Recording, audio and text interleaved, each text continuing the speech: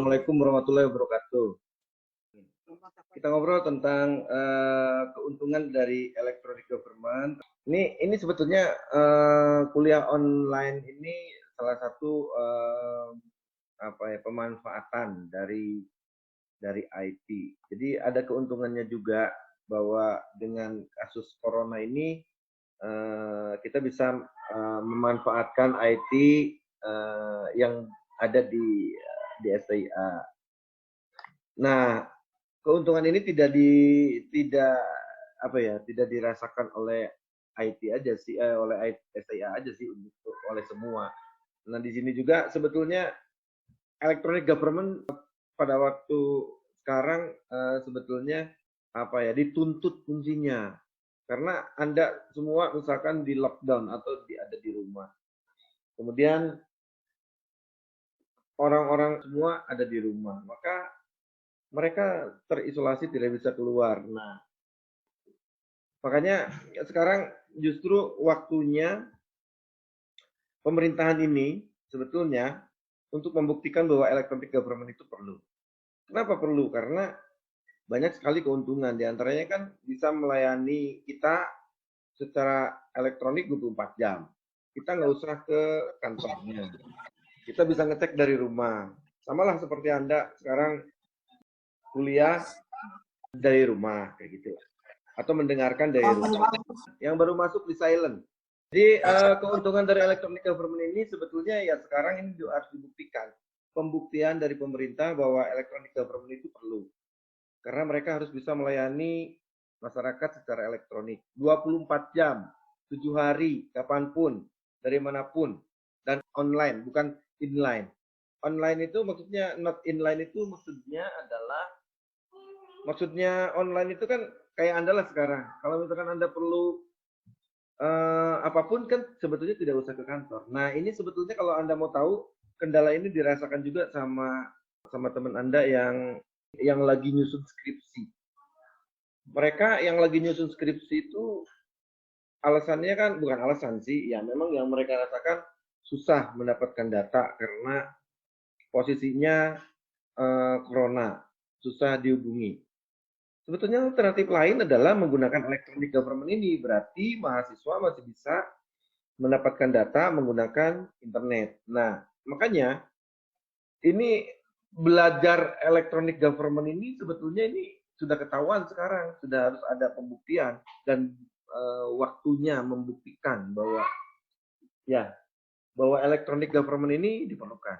Karena dia akan bisa melayani masyarakat tentunya lebih cepat, efisien, transparan, dan responsif. Artinya, kalaupun kejadian ini Anda tidak bisa ke kantor, tidak bisa ke sebuah dinas, instansi, maka Anda masih bisa melakukan segala sesuatunya dari rumah. Itu adalah keuntungan electronic government. Dan Anda sekarang merasakan sendiri bahwa IT, elektronik, pada saat kondisi sekarang nih, yang keadaannya Anda diisolasi tidak boleh banyak keluar, itu sangat diperlukan. Ini membuktikan. Ya.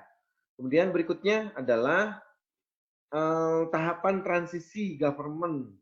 Government itu berarti pemerintahan yang standar yang kayak dulu atau yang harus ke kantor menuju ke electronic government. Yang paling utama adalah bahwa electronic government berkali-kali saya menyatakan ke Anda itu menyediakan informasi untuk masyarakat dan pebisnis tentunya. Ya, karena kan kemarin Anda punya tugas yang government to government, government to citizen, government to business.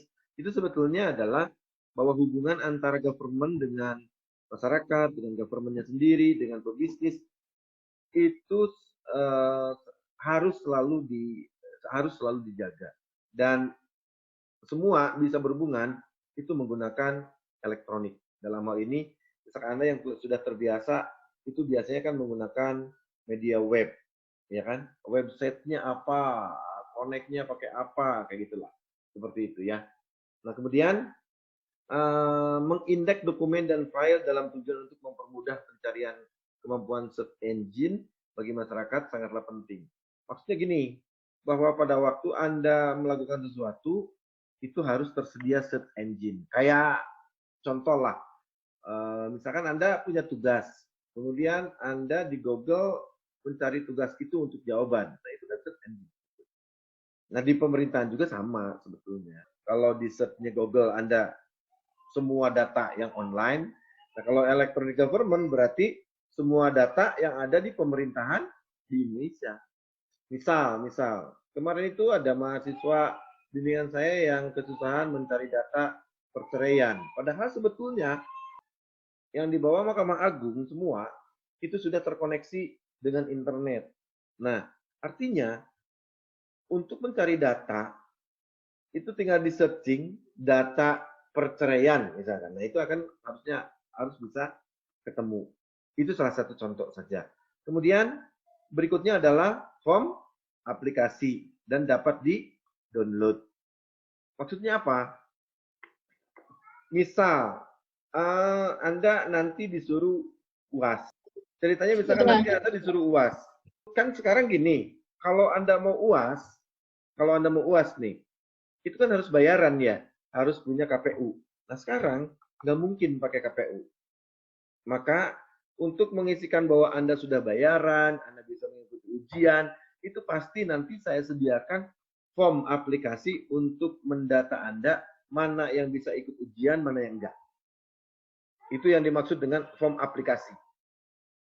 Jadi kayak teman-teman Anda sekarang, misalkan teman-teman Anda ada yang mau seminar proposal skripsi, maka tidak usah ke kampus.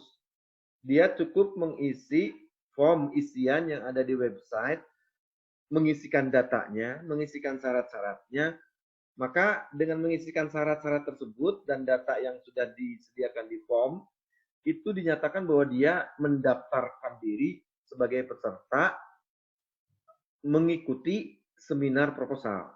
Kayak begitu.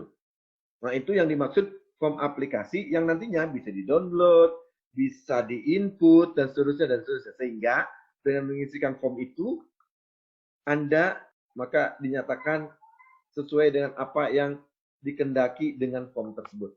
Jadi kalau misalkan dengan form tersebut bahwa kalau dia mengisi form, maka dia dinyatakan mendaftarkan diri. Berarti kalau sudah terisi, disubmit atau dikirim, maka dia dinyatakan mendaftarkan diri sebagai mahasiswa yang mau seminar. Berikutnya adalah masyarakat dimungkinkan memulai online administrasi, mencari dan mengisi formulir secara online, termasuk tanda tangan digital. Nah, ini waktunya. Jadi kalau buat saya, corona ini di satu sisi adalah bolehlah musibah. Tapi di balik musibah itu, saya mendapatkan hikmah bahwa Anda belajar secara elektronik, e-government diperlukan, kemudian Anda juga perlu data secara administrasi dan online. Sekarang kan kalau Anda ditanya kartu tanda penduduk kan bingung. Harusnya dengan memasukkan nomor KTP Anda, maka Anda akan terregister sebagai warga negara Indonesia dan itu bisa dipakai secara online untuk kebutuhan-kebutuhan lain. Nah, itu waktunya. Ini waktunya sebetulnya. Artinya, kalau electronic government kita dari dulu sudah disetting, sudah disiapkan, sebetulnya mau lockdown atau tidak, mau ke kampus atau tidak, mau ke tempat pekerjaan atau tidak, sebetulnya tidak ada masalah. Hanya tinggal di switch saja sistemnya. Yang awalnya sistemnya manual, maka sekarang sistemnya secara elektronik. Nah, Anda pun sebagai masyarakat, misal Anda itu masyarakat STIA kan bisa dikategorikan seperti itulah. Kalau misalkan dalam electronic government di sini. Nah, Anda keperluan-keperluan secara online, nah keperluan-keperluan Anda ke SIA itu bisa Anda cari secara online. Nanti SIA akan menyiapkan jika ini terjadi panjang sampai ke semester berikutnya, maka pembayaran Anda bisa secara online dengan transfer, KRS Anda bisa dengan online, bisa diisi di rumah, kemudian pembelajaran dilanjutkan secara online seperti ini, dan UTS, UAS menggunakan e-learning, serta nilai, maka Anda akan bisa melihat nilai dari rumah. Nah, itu sebagai bahan acuan yang dimaksud secara administrasi, online secara administrasi. Jadi kita sebagai masyarakat itu dengan posisi sekarang, keadaan sekarang, itu sebetulnya yang kita perlukan electronic government.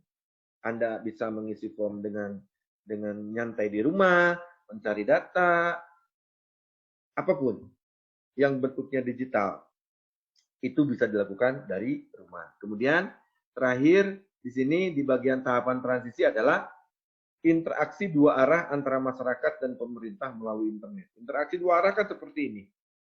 Seperti Anda dengan saya ini sekarang interaksi dua arah. Atau Anda tadi pagi membuka e-learning enggak? Kalau yang membuka e-learning, informasi pasti tahu ada di e-learning. Yang tidak membuka e-learning, Anda nebak-nebak masuk ke namanya meeting ini. Atau nanya ke teman Anda, Rizky, gitu kan ya. Tapi sebetulnya kalau Anda setiap saat bisa mengakses ke e-learning adalah fasilitas interaksi dua arah. Nah, ini adalah bantuan yang lain yang bisa berinteraksi. Atau setelah Anda masuk ke e-learning, kemudian Anda kebingungan, Anda chatting ke saya, itu adalah interaksi dua arah. Jadi, dalam electronic government biasanya interaksi dua arah itu disediakan. Makanya sekarang Anda belajar online itu pasti ada yang interaksi dua arah. Belum melanjutkan, ada yang mau ditanyakan dari sini? Kalau nggak ada, saya lewat, lanjut. Ada nggak? Lanjut, Pak. Oke. Lanjut, Pak. Lanjut. Berikutnya, tahapan layanan electronic government. Tahapan layanan electronic government itu kalau kita lihat di sini ada 4 tahapan, yaitu statis, ada interaksi, ada transaksi, dan ada interoperabilitas. Nah, yang statis itu adalah dia hanya memberikan informasi ke luar dan memperbaharui data serta literatur yang ada, tapi dia tidak bisa menerima masukan atau menerima inputan atau menerima keluhan dari luar. Itu yang dimaksud dengan statis.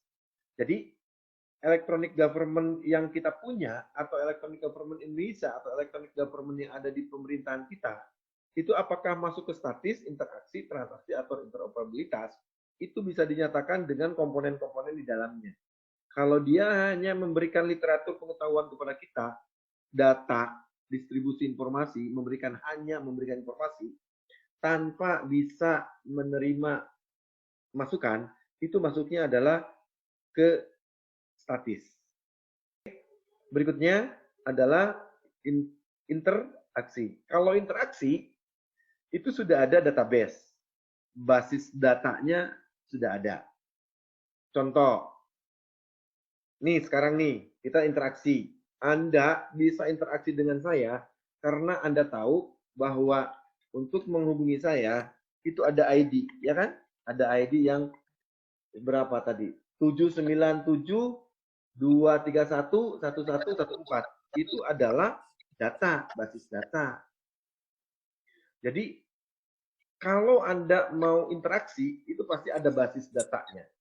Ada nama Anda. Dimasukin NIM Anda. Nama Anda dimasukin. Nanti saya cek dengan e-learning, basis datanya. Oh, oke, cocok. Berarti dia kuliah. Oh, dia nggak kuliah hari ini. Oke, nggak kuliah nggak apa-apa. Nanti bisa kuliah di tempat lain, di hari lain, atau dengan cara mendownload, dan seterusnya. Nah, itu yang dimaksud dengan basis data. Ada tempat untuk ngecek apakah ini ya atau tidak. Nah, itu basis data. Kemudian ada aplikasi interaktif. Aplikasi interaktif dengan Zoom bisa, dengan WA bisa, dengan video call bisa, dengan YouTube bisa, dengan apapun yang memungkinkan kita bisa berinteraksi satu sama lain yang langsung pada waktu itu. Itu yang dimaksud dengan interaktif. Dan ada manajemen kontak. Manajemen kontak itu kayak gini. Saya sekarang tidak pakai manajemen kontak karena supaya cepat. Tapi kalau Anda misalkan nanti suatu saat kuliah berikutnya itu pakai nomor ID ini, passwordnya ini. Nah, itu adalah manajemen kontak. Artinya kelas A passwordnya ini A, kelas B passwordnya B. Nah, itu adalah manajemen kontak. Yang kelas B tidak bisa masuk ke kelas A, yang kelas A tidak bisa ikut kuliah di kelas B. Nah, sekarang karena kondisinya lagi di luar kebiasaan, maka Anda bisa kuliah di jam 10 boleh, di jam 1 boleh. Yang penting Anda ikut kuliah. Nanti yang tidak ikut kuliah, saya kasih alternatif yang lain. Itu yang dimaksud dengan kontak manajemen. Artinya, saya bisa ngecek mana yang ikut, mana yang enggak. Itu intinya seperti itu. Atau mana yang sebagai mahasiswa saya untuk electronic government, mana yang tidak atau yang bukan. Itu yang dimaksud dengan interaksi. Berikutnya adalah transaksi. Kalau di transaksi, itu ada servisnya. Contoh, atau Anda mau ujian. Kalau mau ujian, Anda harus bayar kuliah. Melunasi dulu. Nah, itu transaksi tuh. Ada servisnya, e-servisnya. Anda e-servisnya boleh ke ATM, boleh ke SMS banking, boleh ke internet banking, apapun yang disediakan servisnya secara elektronik dan Anda menggunakan, itu pasti Anda mau bertransaksi. Contoh, kalau Anda mau beli sesuatu, maka Anda ke Indomaret atau ke Alfamart, maka sebetulnya Anda itu menggunakan e-service. Itu yang dimaksud dengan e-service. Kemudian, kalau di transaksi, Anda pasti ngisi form. Jadi setiap Anda mau bertransaksi, sudah pasti itu adalah ngisi form. Contoh, misalkan Anda nanti mau ujian. Pada waktu mau ujian, Anda harus bayaran. Maka setelah bayaran, Anda pasti harus mengisi form di internet yang sudah disediakan oleh kami di STIA, sehingga pada waktu Anda ujian, itu bisa diketahui apakah dia sudah membayar atau belum. Artinya, pada waktu ujian, hanya mahasiswa yang pembayarannya sudah selesai atau tidak punya utang pembayaran yang bisa ujian.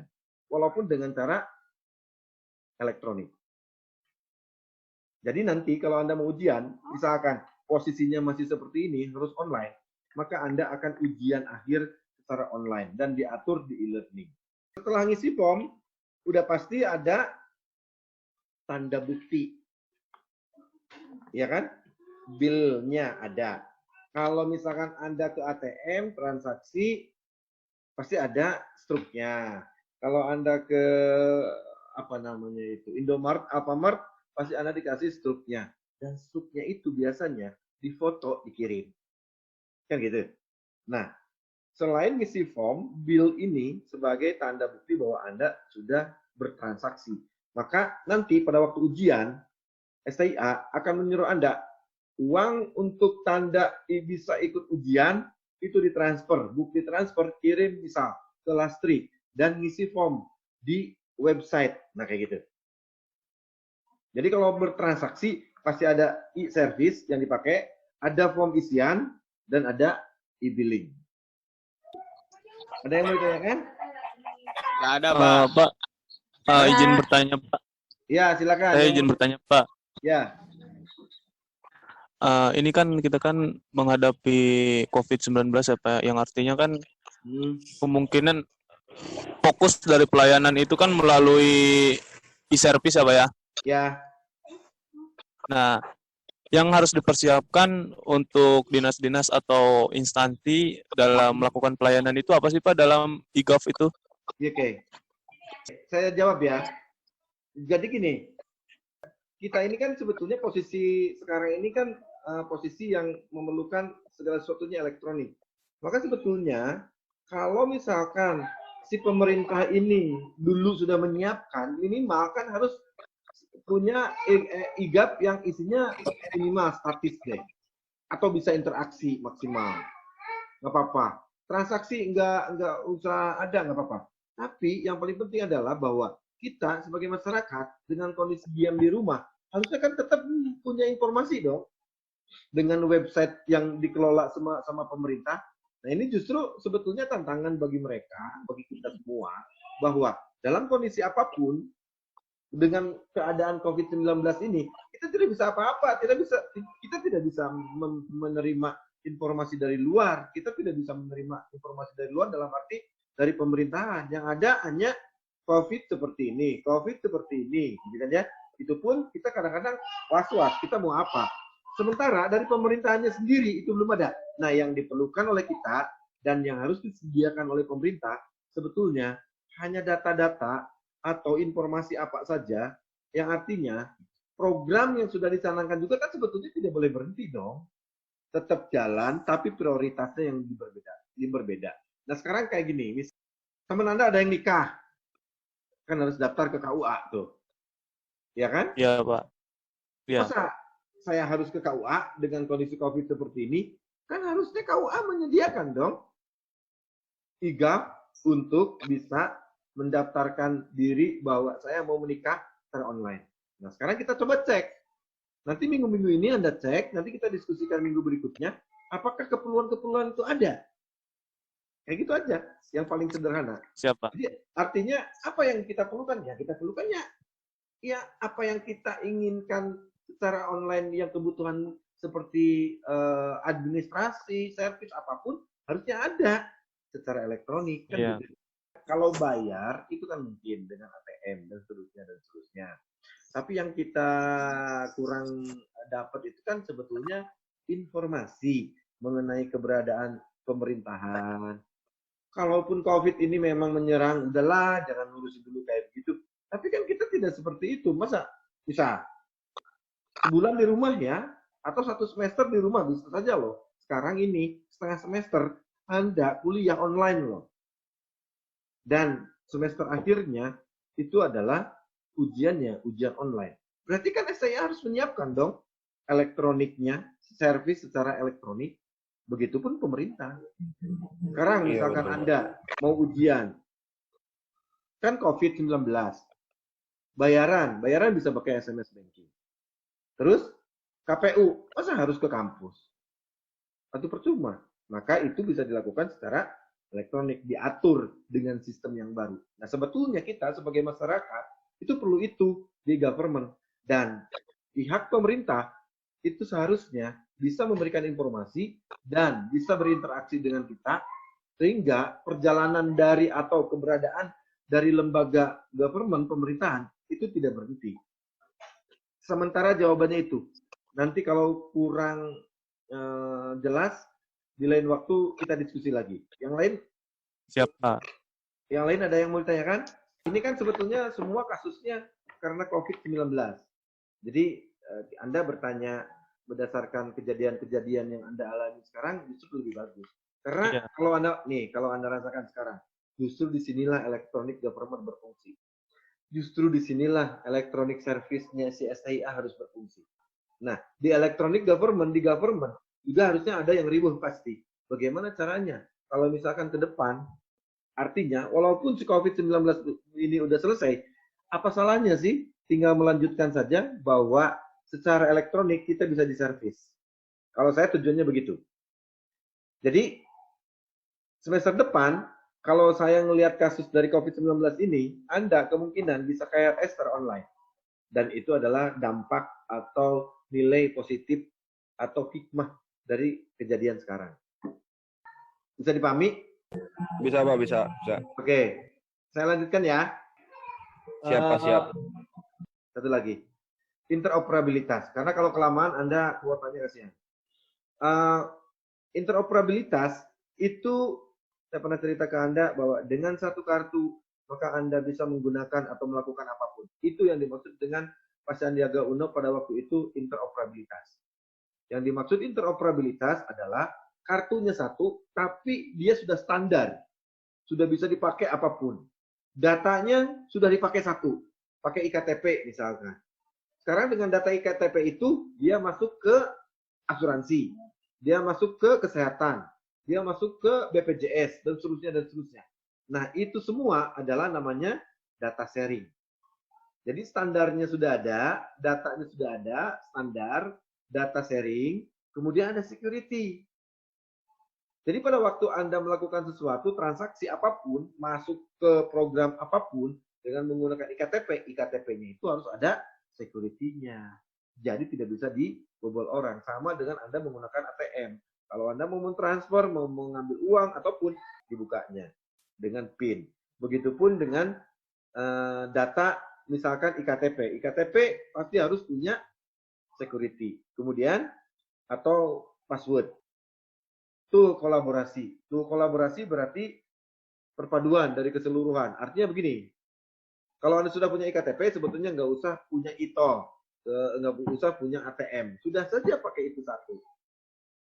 Misal, dengan satu KTP itu, Anda bisa menggunakan apapun. Naik kereta api, buka pintunya dengan digesek IKTP, bisa keluar masuk. Jadi data yang Anda punya itu adalah data yang bisa di-sharing kemanapun untuk keperluan aktivitas Anda. Itu bisa jalan kalau ada tool kolaborasi. Itu yang dimaksud dengan tool kolaborasi. Dan terakhir adalah adanya virtual office. Anda mau mengerjakan apapun, Anda mau ngecek apapun, Anda perlu apapun, maka Anda tidak usah ke kantornya lagi, tapi office-nya sudah virtual, berbentuk elektronik. Itu yang dimaksud dengan interoperabilitas. Terakhir, slide terakhir. Oke, peluang dan tantangannya adalah setiap instansi sudah mempunyai website kah? Nah, itu yang harus kita cek. Jadi, kalau misalkan instansi belum punya website, kayaknya itu jadi tantangan kita. Dan peluangnya adalah bahwa dengan kita tidak mempunyai website, maka peluangnya bahwa kita bisa membuat elektronik. Dan itu menjadi tantangan, gitu ya. Hambatannya manusianya, apakah sudah mau atau belum, atau apakah sudah sadar apa belum, gitu loh. Itu yang dimaksud dengan manusianya. Kemudian hardware dan infrastruktur. Yang dimaksud hardware dan infrastruktur itu seperti Anda lah sekarang. Anda online harus punya kuota. Apakah kuotanya udah kuat? Nah itu. Kemudian apakah sudah bisa pemerintah menyediakan fasilitas untuk masyarakatnya sehingga dia bisa online setiap saat misalkan. Nah itu salah satunya tantangan. Kemudian organisasinya sudah mau belum? Dia mau enggak mengikuti atau dia mau enggak dengan adanya elektronik? Dia mau enggak mengikuti peradaban yang sekarang? Menyediakan e-service, menyediakan e-administrasi, menyediakan data-data semua untuk kepentingan dari elektronik. Yang terakhir adalah perlu adanya revitalisasi website diiringi dengan perubahan budaya. Maksud revitalisasi website adalah bahwa website ada, tapi kadang-kadang jarang diupdate. Nah, yang kita perlukan adalah website yang selalu diupdate setiap saat. Dan perubahan budaya, yang dimaksud perubahan budaya adalah bahwa kami semua perlu informasi. Masyarakat perlu informasi. Dan perubahan budaya di pemerintahan itu harus berubah bahwa pemerintahan harus bersedia atau harus menyediakan data dan informasi untuk masyarakat. Itu yang dimaksud dengan perlu revitalisasi website diiringi dengan perubahan budaya. Untuk hari ini kayaknya cukup. Sampai ketemu minggu depan. Assalamualaikum warahmatullahi wabarakatuh.